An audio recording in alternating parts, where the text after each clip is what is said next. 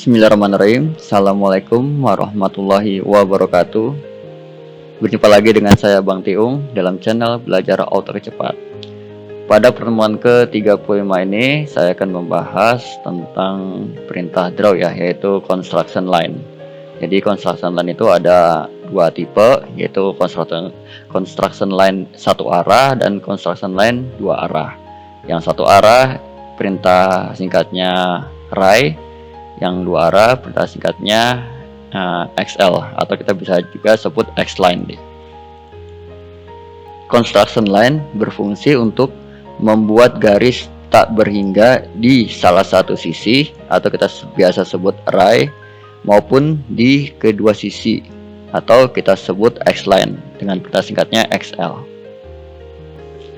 Oke, kita bahas dulu untuk construction line yang array, yaitu garis tak berhingga di salah satu sisi aja. Jadi biasanya kalau construction line itu teman-teman gambar ya, teman-teman AutoCAD ini dipakai untuk membuat garis bantu. Jadi untuk membuat potongan, bikin tampak dari denah itu biasanya kita menggunakan garis bantu. Nah, biasanya juga menggunakan array atau X-line. Jadi kalau array sendiri, kita coba praktekkan perintahnya array. Nah, di sini start point-nya teman-teman misalnya kita taruh di sini ya. Nah, ini yang disebut dengan satu sisi tidak berujung. Nah, ini misalnya kalau saya ke kanan, berarti di kanannya ini dia tidak berujung ya, dia tidak ada ujungnya. Nah, termasuk kalau kita buat ke atas ya. Nah, seperti ini, ke kanan, ke kiri, ataupun ke bawah. Jadi dia hanya di salah satu sisi aja, atau kita buat miring juga bisa.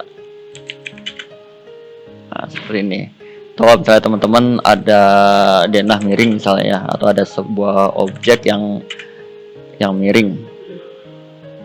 Nah, di sini kita bisa membuat construction line-nya ya, mengikuti kemiringan garis ini. Nah, seperti ini. Nah, ini untuk yang construction line tipe array. Selanjutnya untuk construction line yang tipe kedua, yaitu X-line dengan perintah singkatnya XL. Kita coba teman-teman ketikkan perintahnya XL spasi. Nah, di sini ada perintah lanjutan. Ini kita abaikan dulu. Kita coba langsung aja dulu. Di sini kita diminta untuk titik poinnya, titik tengahnya ya. Tadi kan sama X-line, array juga meminta base pointnya. Ini juga ada base pointnya. Misalnya kita taruh di sini contoh. Nah, jadi kalau kita tarik mau ke kanan atau ke kiri itu sama aja, karena kalau X-line sendiri garis tak berujungnya itu ada di kedua sisi. Kalau tadi array itu ada di satu sisi aja. Jadi dia jadi kiri kanan dan juga atas bawah. Nah, seperti ini. Jadi garisnya tidak ada ujungnya.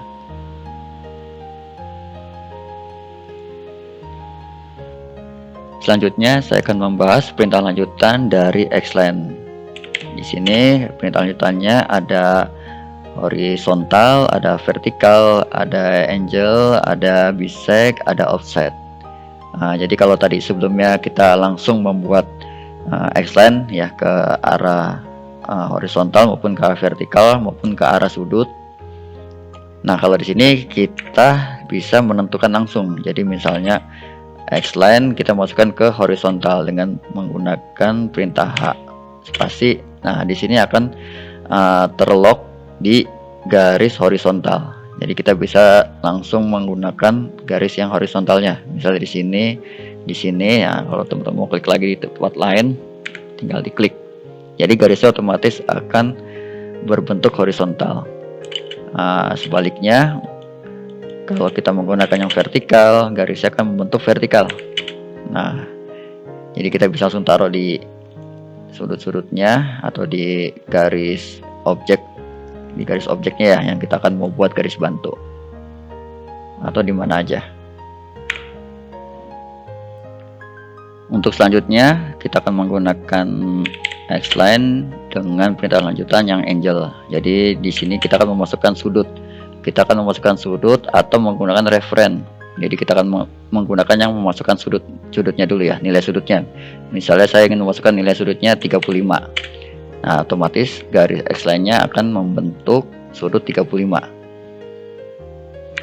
Atau ke arah sebaliknya, ingat pelajaran sudut ya, kita tinggal menambahkan tanda minus, X-line angle minus 35. Nah, seperti ini. Oke, untuk yang menggunakan referen, apabila kita menemukan garis dengan sudut yang sembarang, sudut yang tidak beraturan, misalnya sudutnya di sini. Nah, teman-teman membuat X-line-nya dengan angle, lalu ketikkan referen R spasi. Nah, kita pilih garisnya yang akan kita jadikan referensi. Misalnya sudut ini ya. Kita klik, lalu di spasi. Nah, ini dia. X-line-nya sudah terbentuk berdasarkan garis referen yang sudah kita tentukan. Untuk perintah lanjutan X-line yang bisect ya, bisect. Nah, ini berfungsi untuk kita mencari sudut tengahnya. Jadi kalau teman-teman menemukan garis dengan sudut sembarang, nah ini kan kita mau mencari tengahnya sudut ini kan agak susah nih, karena nih garisnya sebenarnya sudutnya tidak berhingga nih, 32, sekian sekian sekian atau 31,9 sekian sekian sekian, jadi nggak berhingga. Nah, kita mau cari sudut tengahnya ini dengan menggunakan construction line. Jadi dengan pakai perintahnya yang bisect. Nah, jadi teman-teman masukkan poinnya di sini, lalu angle-nya. Nah, di sini kita udah mendapatkan garis tengah dari sudut sembarang kan. Kalau misalnya sudutnya nilainya bulat kan enak kita nyari tengahnya menggunakan yang angle. Jadi misalnya ada sudut 60, setengahnya ya berarti 30. Tapi kalau misalnya sudutnya sembarang, bisa menggunakan perintah X-line yang bisect. Kita coba sekali lagi, misalnya sudutnya ada di sini.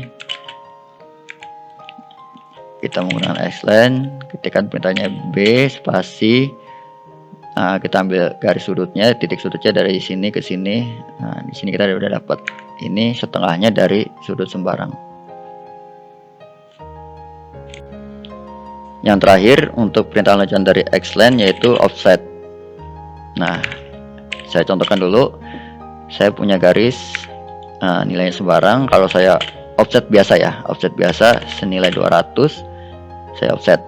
Nah, berarti garis ini tercopy sejarak yang sama dengan offsetnya 20 cm atau 200. Tapi kalau misalnya kita menggunakan X-line, offset 200, dia akan membentuk garis X-line hasilnya dengan jarak tetap 200, tapi garisnya membentuk garis X-line, dia tidak berujung ya. Dan kebetulan kalau ini garisnya horizontal, X-line juga berbentuk horizontal. Kita coba yang vertikal. Di sini langsung saya menggunakan X-line dengan offset 200. Nah, sama akan membentuk garis X-line vertikal dengan jarak 200 dari garis aslinya. Miring, kita coba untuk garis miring. X-line offsetnya sama 200 dulu. Ini kita offset. Jadi sama ya.